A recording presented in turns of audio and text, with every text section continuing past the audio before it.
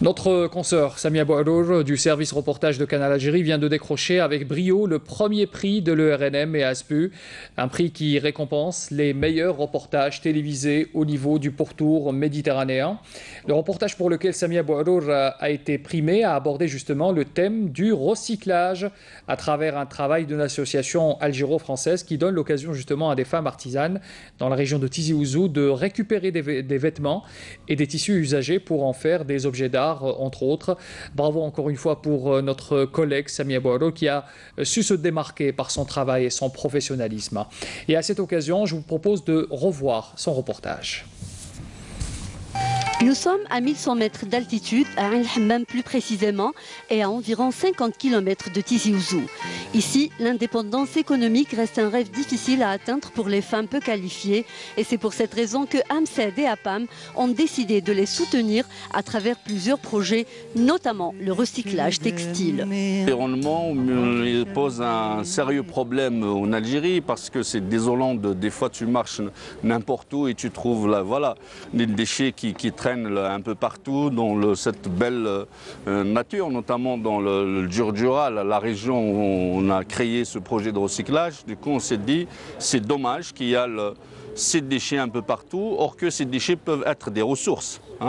Et du coup, on s'est dit, pourquoi ne pas innover, transformer ces déchets, leur donner une valeur économique, c'est-à-dire les recycler, les customiser et ensuite les revendre et puis créer de l'emploi. Parmi les objectifs de l'association, c'est l'insertion socio-professionnelle des femmes au foyer pour justement, à un certain moment, acquérir un revenu. Nous, ce que nous avons fait à travers ce projet, on a essayé de leur attribuer un espace au sein de l'association. On leur a ramené les outils de travail, les machines, etc.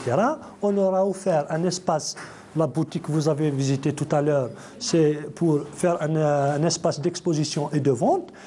Et à travers notre réseau aussi, ici en Algérie et en France, essayer de commercialiser les produits qu'elles fabriquent ici.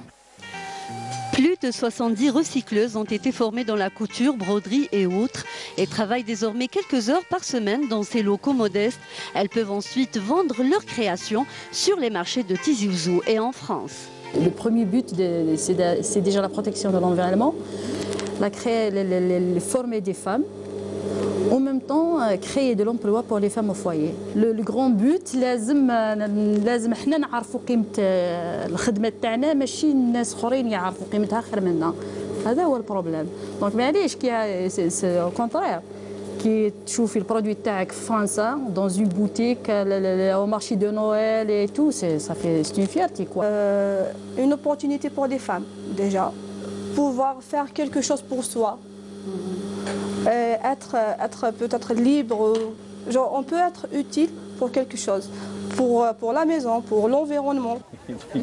Un travail à la perfection, des pièces originales et des échos positifs de Strasbourg encouragent de plus en plus les recycleuses du Djurdjura.